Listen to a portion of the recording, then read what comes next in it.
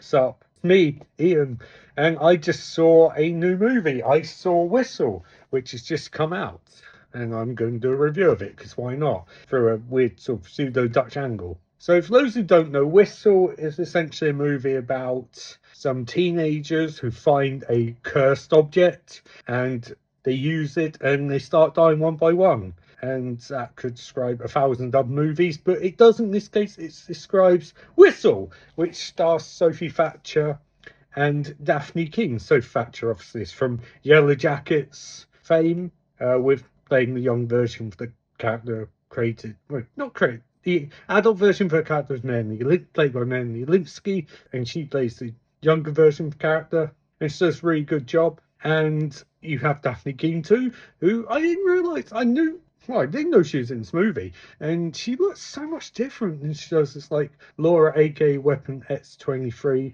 in the Logan and Deadpool vs Wolverine movies, and she does a really good job. But I mean, we already knew she was a good actress because she's very good on The Acolyte. Don't ask me what her character name was. I don't remember what it was in that movie, in that series, because I watched like 4 episodes and gave up. Not for any woke reasons, just because I did not particularly want watching more of it. I'm tired of Star Wars, but that's neither here nor there. Back to this movie. So what I like about Whistle is it feels interesting visually, which is good because most of these movies don't feel interesting visually.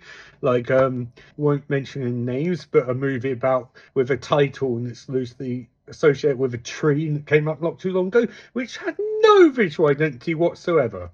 And as someone who doesn't really have visual identity in his movies, I understand. But watching horror movies, you want a bit of a visual identity. You really, really do. And Whistle has that. The trailers were very unique in terms of how they construct it. And movies, not necessarily very much like trailers, which were very fast-paced images, really unsettling images. The movies kind of a throwback to like that 1980s style of slow, steady setup, but still having the violence every 15 minutes or so because you need that for a horror movie nowadays because all kids have ADD and they need fast shit, but also done to a really good level. It's a very, very, very tightly constructed movie. Now, flaws, a script sufficient. It's workmanlike, it's competent. I wouldn't say the script's the best part of the movie because it is very by numbers. But what I also would say is that it feels like they've cut out a lot of the crap filler that you normally get in this sort of movie. And also they've really done a good job having character dynamics pretty well set up. For example, you've got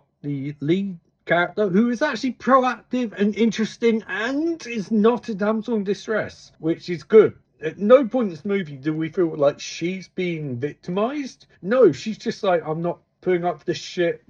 The drug dealer, I'm going to kick him in the balls and I'm going to Chinatown his nose. And it's cool. It's interesting. It's good because they're doing something cool with it. And thing also with Sophie Thatcher's characters, where it's like they have this sort of dynamic between them, and it's a cute, interesting, cool dynamic. It basically continues my thesis of when you're doing stuff to get to a sense whereby like there's natural equality to diversity and all of that, you need to get to a point where you can just have relationships and the like whole thing sort of like, oh, they're gay, lesbian, trans, whatever. It's sort of like it's just the norm. It's not a big deal, and I like the fact this movie doesn't treat it like a particularly big deal. It's just that they like each other. That's it. And in fact, they have the most interesting dynamic because it's not interesting. If you catch my meaning, whereas like the sort of love triangle that they do between like her cousin Rolf, parents aren't thinking this movie really, except for the foot Blair, cousin Rolf, his the woman he likes, Grace, and the sports muscle guy. It's not interesting in the slightest, but it's also not captivating. I mean, it's just sort of there to give a bit of context for the third act, but it's kind of a bit crap, really. I mean, not that the actors do a bad job playing it, but it's sort of like you're clearly not the A plot. You're clearly like almost like studios like we need this. We need to latch on to this because we can't latch on to that because we don't want to be seen as being woke. So I mean, I suppose that's a bit that luster, but it's made up for the fact that the plot is actually really, really, really interesting, and it's actually a really fucking great idea. Of they bring their deaths forward so you can do anything you want.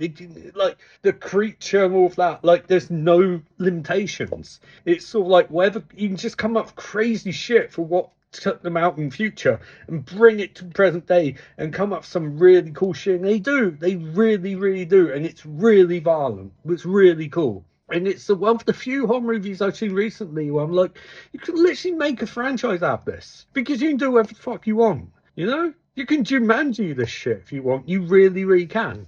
So good acting by everyone involved, particularly by the lead too. Good violence, a good story. Script's kind of mediocre, but visuals make up for it. I mean, there's some really cool visuals in this movie. And yeah, so I'd definitely go for a 4 out of 5. You know, did it go on too long? I don't think so. I did kind of drift off towards the end, but that sort of happens horror movies because most interesting stuff happens earlier, and the ending is not interesting particularly. And also, I think they have like kind of like an epilogue, but they could have ended it. They had like a perfect last line to end it on. They didn't do that, which was annoying.